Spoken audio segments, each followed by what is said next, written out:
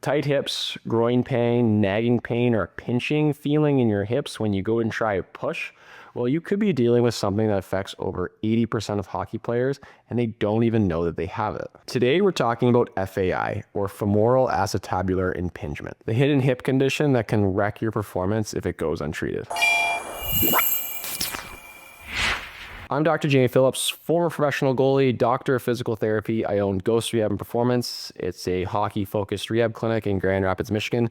And I played at the highest level, and now I'm fortunate that I can help athletes recover and play at theirs. In this video, I'm going to break down what FAI is, what are the signs and symptoms you need to look for, why it's so prevalent in hockey players, and give you some actionable steps on what you can do, and also give you a little look into my methodology and how I treat it in hockey players. FAI stands for femoral acetabular impingement. When we look at our anatomy, we have our femur, which has a ball, and we have a socket, which is the acetabulum. And the impingement comes from some sort of abnormal shape in our hip. This shape can come from either the femur, the acetabulum, or both. When you have true FAI, your bones pinch together and it causes a very painful sensation and movement. There are two main types. We have a cam impingement, which is when there's a bump on the femur that knocks into the acetabulum. And then we have a pincer, which is an overgrowth of the acetabulum and makes contact with the femur during movement. You can also get a combination of both a cam and pincer impingement. So what do hockey players have most? Well, depending on the literature, it kind of varies, but these develop through adolescence through repetitive motion, especially for athletes that play a single sport all year round. There is also a genetic factor. With every stride, power push, butterfly, or RVH, you get a combination of flexion and internal rotation, which is when this pinching and impingement occurs. One of the common complaints I get from athletes that go to a traditional PT clinic is the PTs that don't understand hockey really have a hard time wrapping their head around the motions of hip flexion, internal rotation, because we're taught in school that this is a very vulnerable position and we want to try to stay away from it. However, in hockey, both players and goalies, this is a necessary position for the sport. So why is FAI so common in hockey? It's pretty simple. We have the flexion, internal rotation, we have repetitive movements, and we have high loads. Player skating and goalie skating has repetitive high load motions where we're driving the hip into vulnerable positions, and over time, this can create structural changes. Sometimes these structural changes are beneficial, and other times, like in the case of FAI, they are not. One study showed that around 85% of NHL players did have structural abnormalities consistent with FAI, and many of these athletes obviously have been skating their entire life. However, we're not going to draw conclusions from that. However, we can make correlations. It's hard to make causations in this sense. But this constant loading during adolescence, when bones are growing, we can assume that there's going to be some influencing factors, which is why it's so prevalent in hockey players. So if you're a hockey player or a goalie, there's a chance you have this and you don't even feel it. That's an important point. FAI isn't always obvious and it's not always symptomatic. So if 85% of NHL players have it, not 85% of NHL players are experiencing symptoms. Many players don't actually notice it until there is damage to other tissues like the ligaments or the labrum. Now, before I give you the signs and symptoms, most hockey players are going to have some of these just naturally, whether they have FAI or not. And a lot of that comes down to is hockey players really have a hard time figuring out what they need to do to keep their hips happy and healthy, which is one of the main things that I spend all my time doing. I do have mobility programs that are listed down below if you want something. They're meant for you to strengthen you at your end ranges so that you don't have these types of symptoms.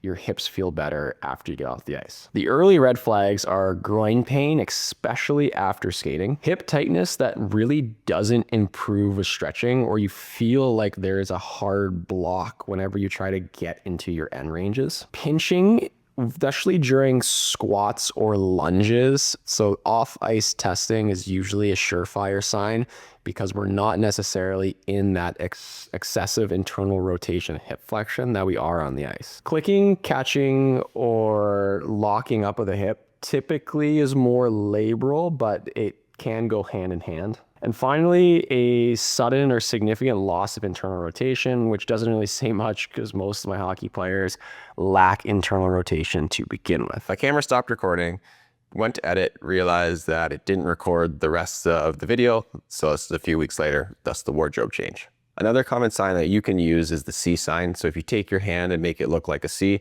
when I ask players where are they getting the pain and pinching, they usually show me on their hip in this C position. That is typical of FAI because it's extending a pretty large area, which is different than if it's just isolated to one specific spot or muscle. FAI does not mean your career is over. That's the most important thing I want you to understand. If you have serious pain or serious damage and you push through it, yes, you can make things worse. And yes, some athletes who are very symptomatic will need surgery, but you typically recover from that surgery anywhere within 8 to 12 months, and you can come back even better than before. If you do push through, you are looking at maybe damaging the cartilage, so like labral tears, damaging some of the joint, as well as just playing through major pain. And although it's not something that a lot of young goalies think about, major damage to any sort of tissue can result in early arthritis down the road. The good news is if you have FAI, both symptomatic or non-symptomatic, there are a lot of things that we can do as trainers and as physios in order to manage the symptoms and actually prevent some of the symptoms from reoccurring. The approach that I take as a physio at Ghost Rehab is a very forward-thinking, kind of athlete-focused approach. I like to use a lot of dry needling to be able to reduce a lot of that tension around the joint and even some inside the joint. Myofascial release, again, similar for reducing tension. We can do this on the glutes, the TFL, the adductors, all the muscles that surround the hip joint. Hip joint mobilization, so things like mulligan with movement, is very good for relieving some of that pressure. What we essentially do is we can kind of take out the femur and move it around the acetabulum just to create a little bit of space in the joint that athlete might not have had before. Depending on the severity, we can use neuromuscular re-education. I think the most important thing we do is a progressive strength training program. Essentially, if we're strengthening the correct muscles around the joint, this can really help protect the joint as well as reduce a lot of the symptoms. And finally, one of the things that separates what I do from a traditional PT is we do on-ice assessments, whether you're a forward, defenseman, goalie.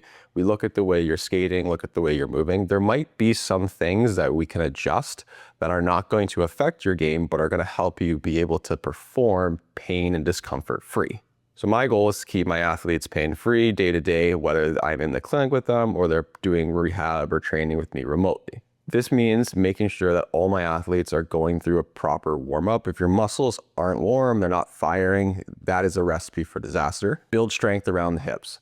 You know me, you know that I'm very big into being strong and lifting heavy, especially for my goalies. It seems like goalies typically are allergic to lifting heavy. We need to be strong. We need to bulk up that active system and that active stability so that our passive stability, meaning the joint itself, isn't doing all the work for us. Monitoring workload is essential. So I have a lot of athlete monitoring tools, whether that's heart rate, HRV, GPS, making sure that even all athletes, regardless of age, aren't doing too much on top of potential burnout, as we know that repetitive motion can be an indicator for FAI in the future. And finally, making sure that you're recovering. And that doesn't mean just Normatex and ice baths. This is the sleep, the nutrition, the hydration, but making sure we're stretching, we're using the lacrosse ball, we're doing myofascial stuff, we're doing things to make sure that joint is happy and healthy. FAI doesn't mean you have to stop playing, but it does mean that you have to take your hip health seriously. If you're experiencing symptoms or just want to prevent them,